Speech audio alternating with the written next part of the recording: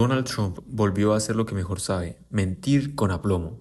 En una entrevista con Laura Ingraham, el presidente aseguró que planea demandar a la BBC por manipular un discurso suyo. Sí, la misma BBC a la que ahora llama enemiga, cuando hace muchos años la elogiaba como un gran aliado. Pero esta vez, el problema no es la prensa británica, es que Trump está intentando reescribir el pasado. Está diciendo que su discurso del 6 de enero, el día del asalto del Capitolio, fue calmado y pacífico. La BBC editó sus palabras para hacerlo parecer radical. Claro, cuando lo confrontan con palabras y pruebas, su propia voz diciendo de cómo peleen los demonios, él mismo responde con una sonrisa: voy a demandarlos. The one thing Republicans have to do to win the midterms, plus making the fake vindictive news pay.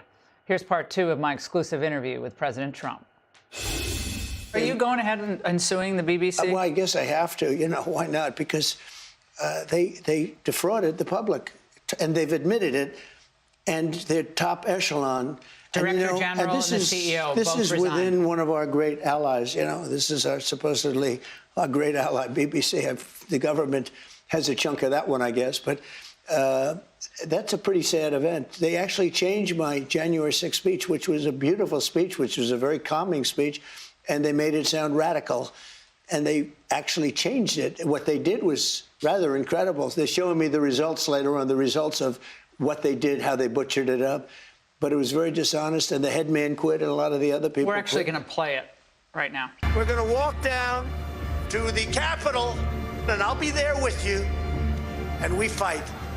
We fight like hell, and if you don't fight like hell, you're not going to have a country anymore.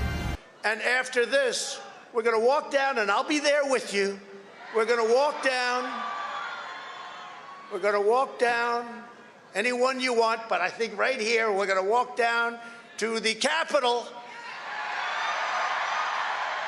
and we're going to cheer on our brave senators and congressmen and women, and we're probably not going to be cheering so much for some of them. But tonight you are saying to our viewers that you will go forward and file a defamation lawsuit against the BBC. Well, I think I have an obligation to do it because you can't allow people to do that. I couldn't allow 60 Minutes. You know, we settled that one for many millions of dollars, and I couldn't have allowed that to take place. They changed the answer that Kamala gave. They took out the entire answer, and they put another answer in. The first answer was election defying. The second answer was not good, but it wasn't a disaster. And they actually did that. They never did it with me. Which Democrats should Republicans be most worried about going forward in 2028, perhaps? Well, I wouldn't want to say, because that gives that person an immediate boost. It's like when they say, are you going to attack Venezuela? Are you going to attack this one? Are you going to attack? Yeah. I say, I'm not going to tell you whether or not I am. So I don't want to really give you, but I think this. We are doing phenomenally well. This is the greatest economy we've ever had. Their talking points, oh, course are high, course are high. By the way, the only thing is beef. Beef coffee is a little high because the ranchers are doing great. Coffee, we're going to lower some tariffs. We're going to have some coffee come in. We're going to take care of all this stuff very quickly, very easily. It's surgical. It's beautiful to watch. But our costs are way lower. Now, Walmart came out with a statement that they do every year for many, many decades. And they said that a Thanksgiving meal costs 25% less this Thanksgiving, coming up, think of that, than it did last Thanksgiving under Sleepy Joe Biden. That's a 25% reduction. I think that's right. And if you remember when I first came in, the first 2 days I had a news conference, eggs, they were hitting me with eggs. Ahí está. No hay edición, no hay manipulación y no hay trampa. Solo un presidente atrapado por sus propias palabras. Trump repite la vieja táctica. Cuando los hechos lo exponen, acusa a los medios, a los cortes, a la prensa extranjera o a quien sea que se le quede la mano. Es el manual básico del populismo autoritario. Nunca reconocer un error, siempre fabricar un enemigo. Y si pensaban que ahí terminaba la entrevista, esperen, porque después se lanza a hablar de su milagrosa economía. It quadrupled in price. And they're screaming at me. I just got here. I didn't know about eggs.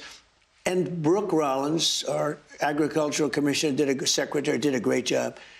And now eggs are what they were. We got eggs down. We get it all down. But our prices are much lower. Their line is price is affordability. That's the new word, affordability. It's much less expensive under Trump. And I haven't been here long. 9 months is not a long time. But look at what I've done to energy. Look at the price of gasoline. Going from $4.50 to $2.50 or $2.70, it's going to be $2 gasoline. People want affordable. Well, the economy is my thing, and we have the greatest economy in history. So are Republicans not selling it enough? Yes, the Republicans don't talk about it. Yeah, so they need to do a better job on Capitol Hill of the Democrats give false talk, and the Republicans, and I say it all the time, Republicans have to talk about the fact that prices are down. The Walmart thing is very important. When Walmart says a Thanksgiving meal costs 25% less under Trump than under Biden, to me, that's better than. So Republicans need to spend more time talking about how great the country is and less time complaining about the Democrats? We have potentially the greatest economy in the history of our country. We have, again, Biden did in just a short period of time. Biden couldn't raise anything. No investment. I think investment went out of our country. I'm now at almost $18 trillion in 9 months. That's the biggest in the history of the world. China's never done it, never done anywhere near that. And all that money is coming in. It's investment. It's building auto plants. It's building AI plants. So by the way, we're leading China by a lot on AI. We have potentially the greatest, already it is. But we have, when these things open up, there's never going to be a country like what we have right now. And does that mean the Republicans have to talk about it, Laura. And does that mean the H-1B visa thing will not be a big priority for your administration? Because if you want to raise wages for American workers, you can't flood the country with tens of thousands or hundreds of thousands of foreign workers. You also do have to bring in talent. When we have plenty of talented people here. No, you don't. We don't have talented people here? No, you don't have certain talents, and people have to learn.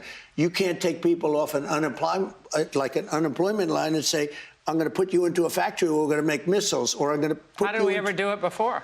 Well, I'll give you an example. In Georgia, they raided because they wanted illegal immigrants out.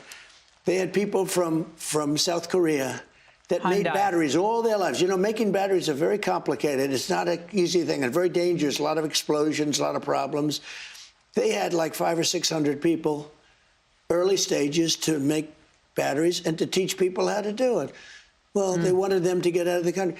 You're going to need that, Laura. I mean, I know you and I disagree on this. You can't just say a country's coming in, going to invest $10 billion to build a plant, and going to take people off an unemployment line who haven't worked in 5 years. Nada de eso es cierto. No hay un solo dato verificable que respalde lo que dice. Ni Walmart hizo ese anuncio, ni los precios bajaron 25%, ni la inversión extranjera creció al nivel que él presume.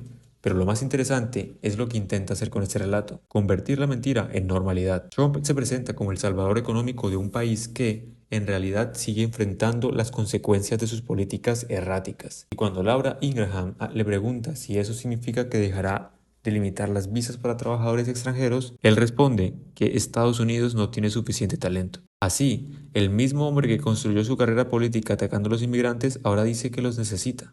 En apenas una entrevista, Trump vuelve a mostrar su esencia: distorsionar, negar y manipular. Su discurso no busca informar, sino confundir. Y lo hace con precisión: culpar a la prensa, inventar logros, borrar responsabilidades y luego victimizarse. Este es el patrón que define a su administración: convertir la mentira en herramienta de gobierno. Y lo más preocupante es que mientras su base lo aplaude, los medios conservadores lo siguen tratando como si fuera un simple candidato más. Pero no lo es. Es el hombre que ya puso a prueba la democracia estadounidense una vez, y que esta vez está preparando el terreno para hacerlo de nuevo. Esto es Rumor de Estado.